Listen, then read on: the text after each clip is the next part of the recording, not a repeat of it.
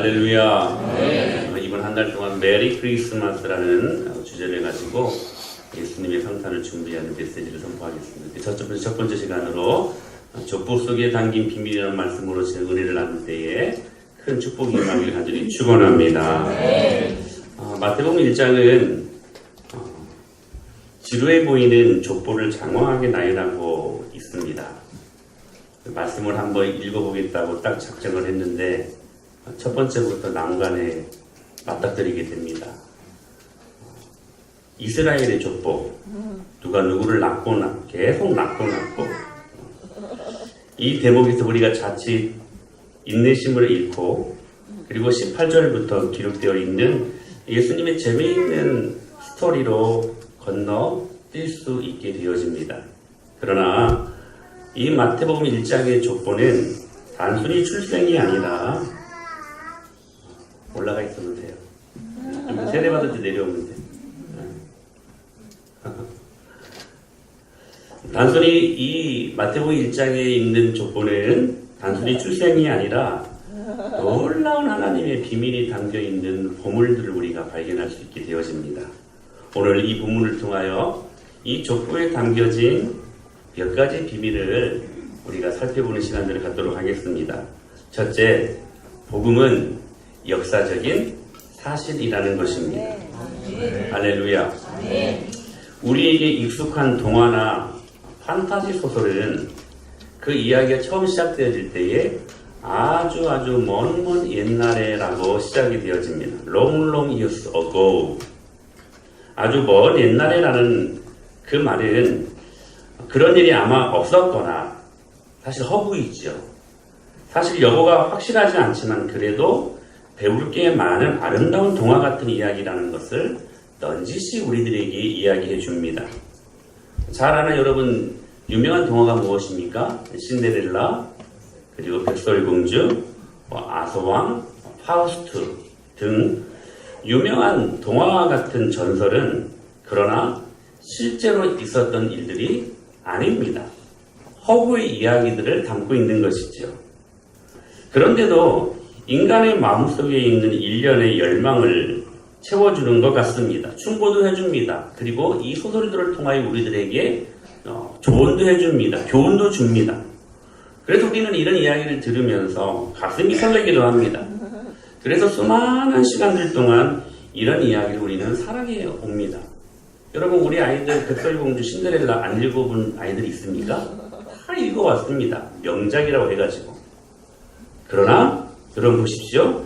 이 수많은 세월들 동안 이런 이야기를 사랑해 오는데 왜 이런 이야기들을 우리가 사랑할까? 이유가 뭘까? 왜냐하면 우리의 마음 깊은 곳에 자리한 갈망이, 권성징악의 갈망이, 그렇죠?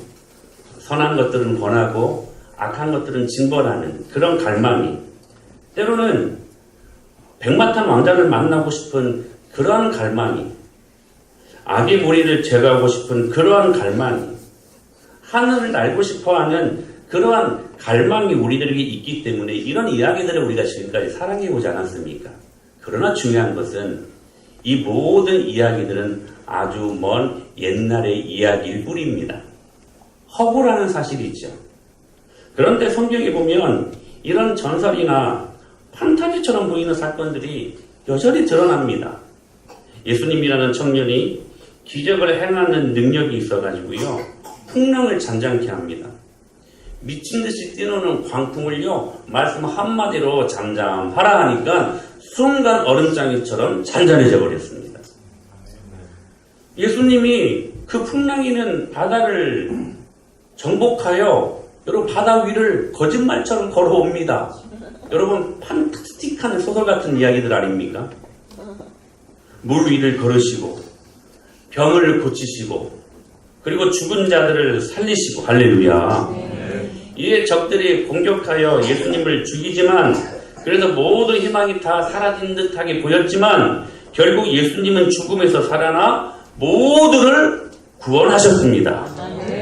그러니까 이런 이야기들을 읽으면 우리는 또 한편의 훌륭한 동화를 보는 것 같습니다. 판타스틱하지 않습니까? 아주 먼 옛날의 이야기 같지 않습니까? 그러나 이 이야기의 주인공이신 예수님을 소개할 때 그 수많은 판타스틱한 동화 같은 소설에서는 아주 먼 옛날의 이야기라고 포문을 열지만 오늘 본문 마태복음 1장 1절에서는 이렇게 그 모든 이 스토리의 첫 관문을 엽니다. 시작. 아브라함과 다윗의 자손 예수 그리스도의 계보라. 할렐루야. 아주 먼 옛날의 이야기라고 시작하지 않고 아브라함과 다윗의 자손 예수 그리스도의 계보라. 즉 예수 그리스도의 아이덴티티, 정체와 그리고 행적의 역사적인 근거가 있다는 사실들을 말씀하고 있다는 것입니다. 즉 예수님은 허구가 아니라 역사적인 실존 인물임을 이 짤막한 예수 그리스도를 소개하는 이 짤막한 이 구절에서 그분은 살아 계셨다. 할렐루야. 실존하셨다. 역사적인 실존 인물이다 하는 것을 선포하고 있는 말씀이라는 사실입니다. 그런데 성경뿐만 아니라 이를 뒷받침해주는 기록이 성경 말고도 역사가들의 수많은 사료들의 그 책들에 엄청나게 많이 기록되어 있음을 우리는 볼 수 있습니다. 자, 성경은 예수 믿는 사람들만 믿는 것이라고 치부해서 니들이 말하는 거 다 뭐 니들만 믿지 우리가 뭐 믿을 수 있는 근거가 있냐? 말하겠지만 사실 성경 말고도 예수님에 관련된 수많은 자료들이 우리 주위에 많이 있다는 사실입니다. 요세푸스라는 사람이 있었습니다. 기침을 좀 잠시 해주십시오. 자, 요세푸스라는 사람이 있었는데 이 사람은 1세기 역사가였습니다. 유대인의 역사가였는데 로마에 항복하여 로마의 문필가가 되어 수많은 역사를 기록했던 사람이었는데 이 요세푸스라는 사람이 AD, 그러니까 예수님 후에 오신 후에 93년경에 유대 고대사라는 책에서 예수님에 대하여 언급하고 있습니다. 거의 예수님과 동시대에 살았던 사람이었습니다. 그가 보았고 그가 들었던 예수님에 대해서 어떻게 기록하고 있냐면 이렇게 기록하고 있습니다. 이 즈음에 굳이 그를 사람으로 부른다면 예수라고 하는 현자 한 사람이 살았다. 예수는 놀라운 일을 행하였으며 그의 진리를 기쁘게 받아들이는 많은 사람들의 선생이 되었다. 그리고 그는 바로 그리스도 구세주였다. 빌라도는 우리 유대인 중 고위층 사람들이 예수를 비난하는 소리를 듣고 그를 십자가에 처형하도록 명령했으나 처음부터 그를 따르던 사람들은 예수에 대한 예정을 버리지 않았다. 예수가 죽은 지 사흘째 되던 날 그는 다시 살아 그들 앞에 나타났고 이것은 하나님의 예언자들이 이미 예언했던 바 예수에 대한 많은 불가사의한 일들 중에 하나였다라고 그렇게 소개하고 있습니다. 예수님을 믿지 않는 역사가였습니다. 그런데 그가 바라보았던 예수님을 객관적으로 진술한 것입니다. 또 한 사람이 있었습니다. 탈루스라는 사람이 있었는데 이는 AD 52년경에 살았던 사람이었습니다. 탈루스라는 역사가는 헬라어로 글을 남겼는데 주 30년 4월에 발생한 신비한 일식에 대해서 이렇게 증거합니다. 이는 예수님의 십자가 사망 당시 발생한 3시간가량의 이상한 어두움에 대한 해답을 제시하는 것으로 추측된다라고 기술한 바가 있습니다. 예수님의 십자가 사건이 동시대에 살았던 예수 안 믿는 사람들의 눈에도 객관적인 사실로 보여졌다는 사실입니다. 마라바르 사르피온의 편지가 있는데요. 이 사람은 사모사타라는 출신의 시리아인 스토아 철학자였는데 로마 감옥에서 아들에게 쓰는 편지에서 아들에게 남겨주고 싶은 많은 권고와 경고들을 담고 있는데요. 여기서도 예수님의 직접적인 언급이 있었습니다. 많은 사람들이 추종하고 따르던 유대인의 현명한 왕, 그는 예수였다. 예수 안 믿던 불신자들의 그 눈을 통하여서 그가 실존적으로 존재했던 인물이었음을 지필하고 있었다는 사실입니다. 물론 우리는 성경을 통해서 성경을 통해서만 해도 충분히 우리는 예수님이 실존하셨던 인물로 우리는 믿습니다. 그런데 그 사실들을 뒷받침해주는 수많은 역사가들을 위해서도 예수님은 역사적으로 실존하셨던 인물이었음을 말씀하고 있는 것이죠. 타키투스의 연대기에 이런 말이 있습니다. 이 명칭, 그리스도인이라는 이 명칭은 티베리우스 황제 치하에 행정된 본디오 빌라도에 의해 처형당한 그리스도에게서 나온 것이다. 이 사람들은 잠깐 동안 엉들려 있었지만 나중에 다시 그 모습을 드러냈으니 그 신앙이 유대 지역뿐만 아니라 로마에도 그 세력을 뻗쳐갔다라고 예수님의 그 실존하심을 그들은 자세하게 기록하고 있었다는 사실입니다. 여러분, 이 외에는 없을까요? 기독교 변증가였던 게르 하버마스라는 박사는 이런 말을 합니다. 역사적 예수라는 책에서 예수의 생애에 관한 고대 자료가요, 여러분, 어떤 한 인물들을 소개할 때 그 자료가 한두 개 있을 뿐입니다. 근데요, 그 자료가 45개가 있었대요. 초기 교리적인 자료가 예수님에 대한 소개를 하는 자료가 19개나 되었고, 수많은 고고학적인 자료들이 있었다고 합니다. 그리고 17개의 비그리스도인들의 자료들이 예수님을 실존하셨던 역사적인 실존의 인물로 드러내고 있다는 사실이 있죠. 또 하버마스는 이런 말을 합니다. 예수님의 생애에 관한 45개의 고대 자료 중에서 예수의 실제 생애, 인격, 가르침, 죽음, 부활, 그리고 제자들의 초기 메시지 등을 철저히 분석을 했는데 그 결과 예수님과 관련된 고대 역사의 사건 기록들은 무려 총 129개나 된다고 합니다. 성경은 성경 그대로 예수님의 실존, 역사적 인물임을 증거하고 있습니다. 그러나 그 외에 불신자들의 눈에도 예수님은 역사적인 실존 인물이었음을 우리들에게 정확하게 자세하게 증거하고 계신다는 사실입니다. 그러므로 이처럼 예수님에 대한 기록은 성경에서만 언급된 것이 아니라 기독교와 관계없는 사람 혹은 오히려 반기독교적인 성향을 가진 역사가들조차도 예수님의 역사적 실존에 대해서는 한결같이 그들의 기록을 통해 확증하고 있었다는 사실입니다. 그러므로 예수님이 실제 역사의 인물이었느냐 아니냐는 종교적인 그러한 믿음의 문제가 결코 아닙니다. 이는 고고학적인 사실에 관련된 문제였고 논란의 여지를 줄 수 없는 확실한 증거라는 사실입니다. 그래서 역사를 영어로 말할 때 히스토리라고 이야기하지 않습니까? 그의 이야기, 그가 누굽니까? 예수 그리스도의 이야기가 역사 아닙니까? 그 역사는 또한 BC와 AD로 나뉘어지지 않습니까? 그 기준이 무엇입니까? 예수 그리스도십니다. 그래서 여러분, 수많은 믿음의 선배들은 그 하나님을 직접 눈으로 보았고 귀로 들었고 손으로 만진 바가 되었기에 혹 예수님이 어디 있냐? 예수님이 실제 존재하셨던 분이냐? 너희들의 관념 속에, 너희들의 이론 속에 존재한 그냥 교훈만 주는 그러한 대상 아니냐? 라고 말하는 수많은 이단들이 그렇게 이야기를 할 때, 이 진리를 호도할 때 수많은 믿음의 선배들이 이렇게 고백합니다.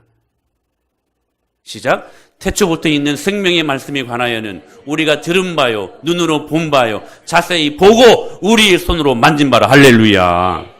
복음이요, 역사적인 사실이라는 것입니다. 여러분, 예수님은요, 우리의 역사 속에 이 땅 가운데 내려오셔서 실제로 존재하셨던 분이심을 믿으시길 바랍니다. 그러므로 여러분, 아주 먼 옛날의 이야기가 아니라 예수 그리스도는 여러분 아브라함과 다윗의 자손으로 이 역사 가운데 한 획을 긋는 실존하셨던 인물이었음을 오늘 우리가 믿음으로 바라볼 수 있게 되기를 축복합니다. 두 번째, 이 족보를 통하여 우리가 알 수 있는 비밀은 복음은 역사적인 사실이지만 그러나 현재적인 사실이기도 하라는 사실입니다. 자, 여러분 보십시오. 복음이 예수 그리스도가 역사적인 사실이다. 그러나 여러분, 여기에서만 머물러 있어서는 안 됩니다. 복음이 즉 예수 그리스도께서 역사 속에 들어오셨다는 것이 사실이지만 만약에 여기에서 머물러 있다면 여러분, 이순신 장군도 세종대왕도 모두 역사적으로 실존했던 인물들 아닙니까? 이순신 장군도 세종대왕도 모두 실제했던 인물들 아니었습니까? 모두 역사 속에 한 획을 긋는 인물들 아니었느냐 하는 것입니다. 이순신 장군도 그렇고 세종대왕도 그렇고 예수님도 그렇고.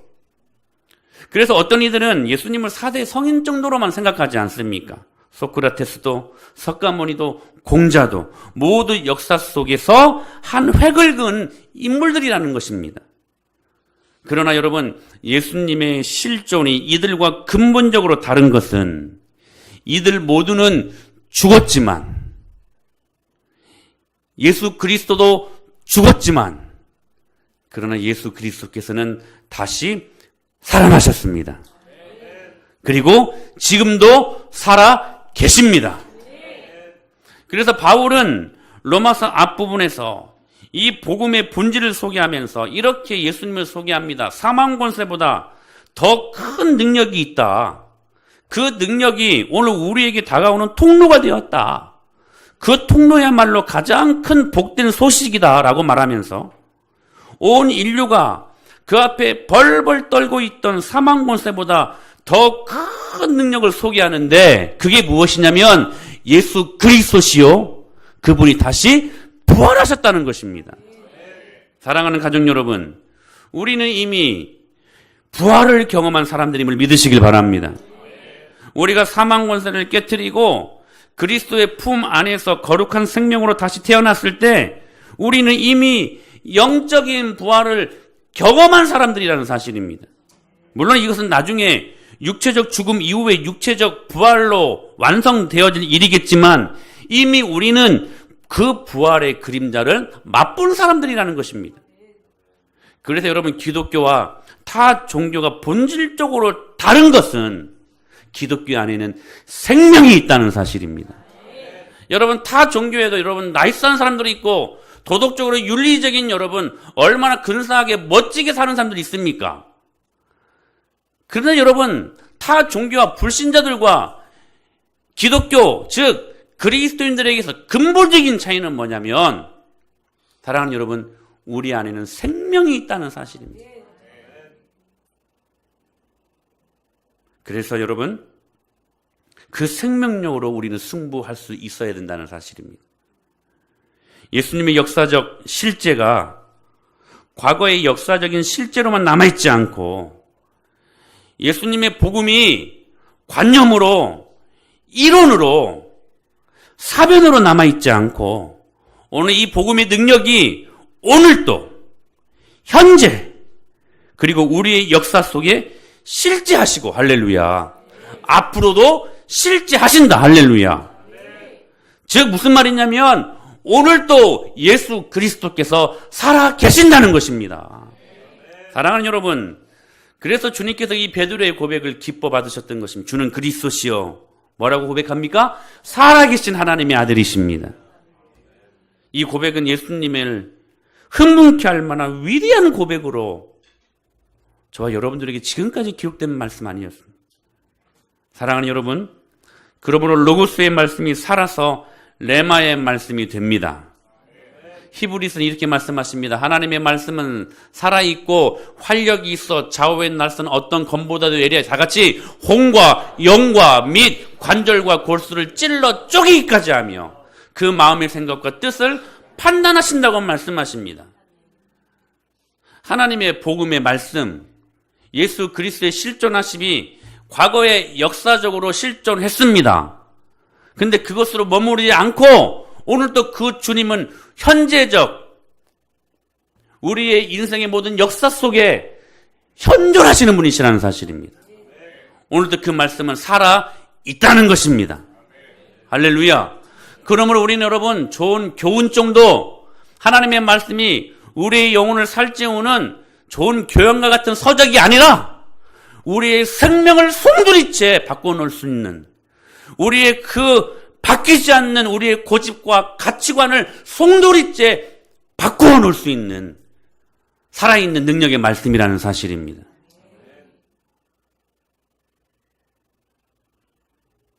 즉 하나님의 말씀이 이론이 아니라 사변이 아니라 삶의 모든 현장 속에서, 즉 현장성을 가지고 실제적으로 역동하는 살아있는 말씀이 된다. 여러분, 성경의 역사가 6,000년입니다. 약. 우리는 옛날 이야기를 할 때 이렇게 말하지 않습니까? 무슨 조선시대 이야기를 하고 있냐. 여러분, 조선시대는 700년 전, 500년 전의 이야기입니다. 그런데 성경의 역사는 6,000년입니다. 창세기 1장을 보십시오. 6,000년 전의 이야기입니다. 아주 태고적, 아주 먼 옛날의 이야기 아닙니까? 그런데 우리는 성경을 이야기할 때 아주 먼 옛날의 이야기라고 말하지 않습니다. 태고적 이야기지만 6,000년이라는 장구한 세월 속에 펼쳐진 말씀이지만, 그런데 여러분, 우리가 오늘 또 왜 이 하나님의 말씀을 듣고, 오늘 우리가 왜 이 하나님의 말씀을 이야기하고, 오늘 우리가 왜 이 하나님의 말씀을 붙잡고 기도할 수 있는가? 하나님 말씀의 현장성이 있기 때문에 그렇습니다. 6,000년 전의 이야기지만, 아주 먼 옛날의 이야기이지만, 로고스, 그러니까 기록된 문헌의 말이지만, 그러나 오늘 그 말씀을 내가 믿음으로 받고, 아멘! 내가 오늘 그 말씀 앞에 아멘으로 반응하면, 하나님의 말씀은, 하나님의 약속은 얼마든지 그리스도 예수 안에서 예가 되나니, 우리가 아멘 하여 하나님께 영광을 돌리게 되느니라. 아멘! 그러므로 우리가 오늘 또 말씀을 읽고, 이 말씀을 듣고, 아멘하여 이 말씀이 우리의 삶 속에서 살아 움직이는 현장성, 역동성을 경험하게 된다는 사실입니다. 오늘 나의 믿음의 유무에 따라 기록된 말씀이 역사하는 말씀이 된다는 사실입니다. 그래서 우리는 당당합니다. 왜? 살아있는 복음이 우리 안에 있기 때문에 그렇습니다. 과거에 역사적으로 실존하셨던 예수 그리스도 그 복음, 그분의 말씀, 그러나 오늘 또 현재적 사실입니다. 왜냐하면 그 말씀이 오늘 또 살아있기 때문에 그렇습니다. 여러분, 한순간도 놓치지 마십시오. 주님 살아계십니다. 주님 살아계십니다. 그러므로 여러분, 역사 속에 실존하셨던 그 예수 그리스도, 현재에도 실존하시는 살아계시는 예수 그리스도, 이제 그분이요, 이게 참 감사한 거예요. 그래서 세 번째, 이 족보를 통해 우리가 발견할 수 있는 게 뭐냐면, 그 주님이요, 은혜로 다가오신다는 사실입니다. 여러분, 마태복음 1장은 족보지만 동시에 예수님의 이력서이기도 합니다. 아브라함과 다윗의 자손 예수 그리스도의 세계라, 계보라, 족보라. 무슨 말입니까? 예수님이 이 족보의 주인공이라는 거예요. 그러니까 예수님의 이력서를 지금 써내려가고 있어요, 지금. 여러분, 이력서를 쓸 때 항상 좋은 것만 쓰지 않습니까? 당시나 지금이나 우리는 이력서를 통해 지방과 혈통과 가문 등등 나는 이런 사람이라고 말하는 방식을 갖고 이력서를 쓰지 않습니까? 언제 태어났고 어떤 학교를 졸업했고 슬하에 몇남 몇녀에 몇 번째다. 여러분, 그 모든 것들이 이력서에 담지 않습니까? 그러므로 여러분, 미치지 않는 이상은 그 이력서에 좋은 것만 씁니다. 누가 나쁜 이력을 쓸 수 있겠습니까? 과거에 우리의 조상은 친일파였다. 그 이력서에 누가 씁니까, 여러분? 내 아버지는 도둑이었다. 누가 그 여러분 이력을 자랑이라고 여러분 쓰겠습니까? 근데 여러분 보십시오. 당시에 이런 경향이 당시에도 있었던 것 같습니다. 그래서 당시에도 이력서를 많이 위조했다고 그래요. 불리한 것들은 적지 않았다고 그럽니다. 헤롯은 실제 자신의 공식적인 족보에 많은 이름들을 삭제했다고 합니다. 불리한 것들. 즉, 족보 겸 이력서의 취지는 자신이 수준 높은 명문가 출신의 사람임을 자랑하고 싶어서 쓰는 게 여러분 족보이고 또 이력서 아니겠습니까? 그런데 여러분, 오늘 이 1장에 기록되어 있는 예수님의 족보, 예수님의 이력서를 보십시오. 우선 족보에 여자 5명이나 등재되어 있습니다. 누구입니까? 다말, 라합, 룻, 그리고 우리아의 아내, 이름을 말하지 않아요. 우리아의 아내라고 기록되어 있습니다. 그리고 나머지 누구? 마리아. 고대 가부장 시대였던 이 시대에서 여자를 족보에 언급한 예는 사실상 전무합니다. 굉장히 이례적인 일입니다. 그것도 5명씩이나. 게다가 이 여인들은 대부분 이방 출신의 여인들입니다. 다말과 라합은 가나안 사람이었고 룻은 모압 여인이었습니다. 부정하게 취급했던 그러한 여인이었습니다. 예상 밖에 또 한 반전이 있습니다. 가장 더럽고 추하고 부도덕한 사건들에 연루된 여인들이었기 때문에 그렇습니다. 유다는 시아버지 다말에게서 아이를 봅니다. 근친상간 아닙니까? 이런 역기능적인 가정에서 메시아가 오셨다는 사실입니다. 예수님의 족보, 예수님의 이력서는 화려하기는커녕 진짜 난잡하고 추잡한 이야기들이 기록되어 있는 것입니다. 역기능적인 가정에서 메시아가 나오셨다는 거. 그러나 여러분, 전체 족보 중에서 가장 흥미로운 인물이 누구냐면 다윗 왕입니다. 마태는 6절에서 이렇게 말합니다. 다윗은 우리아의 아내에게서 솔로몬을 낳고. 여러분, 우리는 우리아의 아내가 누구인 줄 압니다. 누굽니까? 밧세바이죠. 그런데 왜 밧세바라고 말하지 않고 우리아의 아내라고 언급하고 있는 것일까? 좀 이상하지 않습니까? 다 이름을 실명을 거론했잖아요. 다말, 또 누구, 라합, 룻, 마리아. 근데 밧세바라고 말할 수 있잖아요. 근데 밧세바라고 말하지 않고 우리아의 아내라고 말합니다. 솔로몬의 엄마 이름이 뭐예요? 우리아의 아내입니다. 이 족보에 의하면 밧세바라고 실명을 이야기하잖아요. 왜였을까? 왜 우리아의 아내? 우리아의 아내라고 하는 말은 다른 말로 말하면 무슨 말입니까? 그가 유부녀였다. 남의 아내였다. 이 말이잖아요. 그거 강조하려고. 마태는 굳이 우리에게 이스라엘 역사의 비참하고 끔찍했던 한 장면을 밧세바라고 말하지 않고 우리아의 아내라고 소개하면서 이렇게 기록하고 있는 의도를 볼 수 있게 된다는 사실입니다. 정말 여러분 추잡한 일 아닙니까? 남의 아내를 뺏어가지고 유부녀와 간통해가지고 낳은 아들이 솔로몬 아닙니까? 고대에는 의식상 부정하다라는 개념이 존재했습니다. 이게 정말 중요한 말씀이에요. 거룩하고 고상하고 착하게 살려면 부정한 것들을 멀리해야만 했습니다. 그래서 여러분 레위기 말씀을 보게 되면 얼마나 우리가 접하지 말아야 할, 피해야 될 부정적인 음식, 부정적인 짐승 얼마나 많이 있었습니까? 그러니까 착하게 살려면 이 부정한 것들과의 접촉을 삼가해야만 했던 그들이었습니다. 부정함이 전염된다고 보았기 때문에 철저히 그것들과 분리되는 삶을 살았던 것이지요. 그런데 예수님이요, 이것을 뒤집어 엎어버리십니다. 저는 그래서 이 예수님이 너무나 멋지신 것 같아요. 여러분 기억하십시오. 우리같이 부정한 사람들이 그분께 닿는 순간 그분의 거룩하심이 우리에게 전염된다는 사실입니다. 여러분 이게 은혜 아닙니까? 사람들은 부정한 것들을 피해 살려고 그래요. 그러나 예수님 이것을 뒤엎어버리셔요.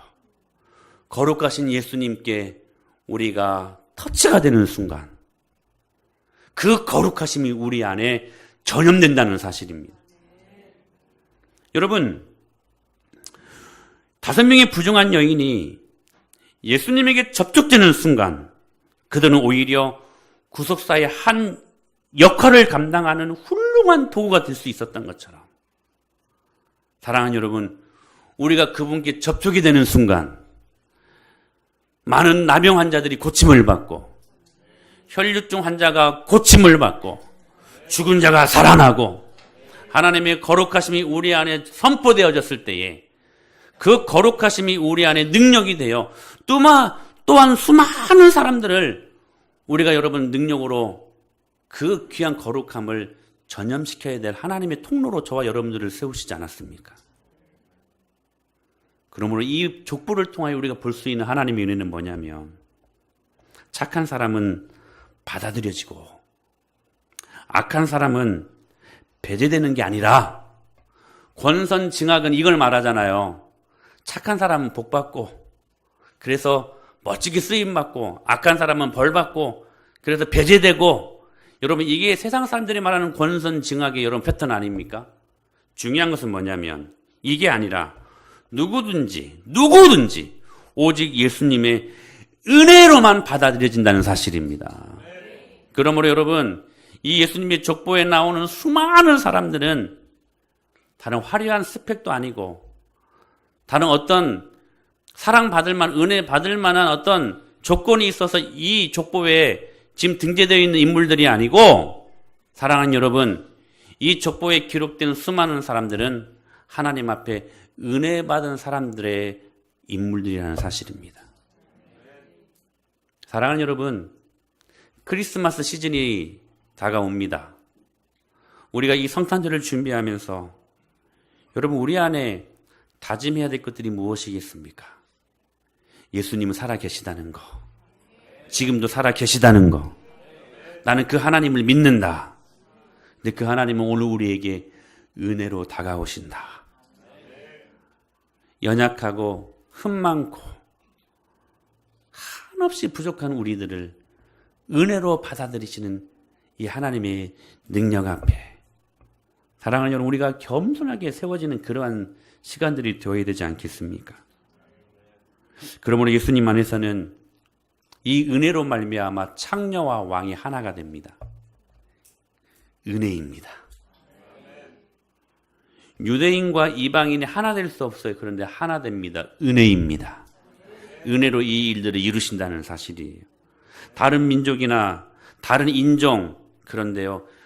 은혜로 말미암아 하나 되는 곳. 그것이 하나님 나라입니다.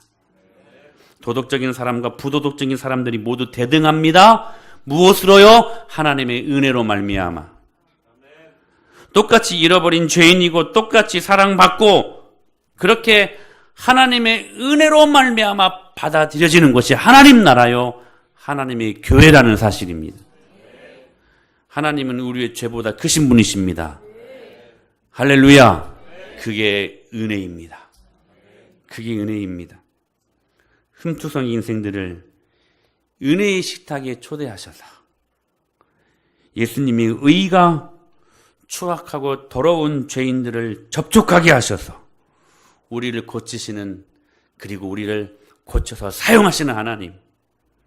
그래서 여러분 은혜 없으면 우리는 아무것도 아닙니다. 그 풍성한 은혜로 우리는 이깁니다. 이것을 기리는 게 성찬이고 이것을 우리가 기억하는 게 하나님 은혜 앞에 반응하는 모습 아닐까요? 크리스마스 시즌이 시작되어졌습니다. 사랑하는 여러분, 복음이 살아있다는 사실들을 기억하실 수 있게 되길 축복합니다. 그리고 이 복음이 우리를 은혜로 붙들고 있다는 사실들을 기억하십시오. 오늘 말씀이 키워드는 딱 이거 하나입니다. 선한 사람이라고 받아들여지는 것 아니고 악한 사람이라고 배제되는 것이 아니라 복음은 뭐냐면 은혜로 우리를 받아들인다는 사실입니다. 이게 얼마나 감사해요. 이게 얼마나 감사해요. 사랑하는 여러분, 오늘 그 은혜를 회복하는 복된 크리스마스가 될 수 있게 되기를 예수님의 이름으로 간절히 축복합니다.